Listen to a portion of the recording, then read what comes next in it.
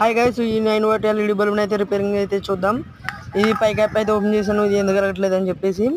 లోపల LED అయితే ఒకటైతే షార్ట్ అయిపోయి కాలిపోయింది అనమాట. దాన్ని అయితే రిపేర్ చేద్దాం. ఇవి బల్బులు ఎలా ఉంటాయంటే 1 by 1 సిరీస్లో అయితే ఉంటాయి అనమాట.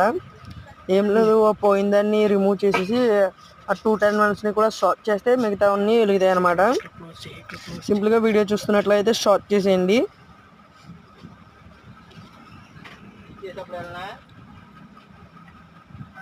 చూస్తున్నారు కదా, నేను సోల్డరింగ్ రోడ్ దాని మీద పెట్టగానే లైట్స్ అయితే గ్లో అవుతున్నాయి అనమాట.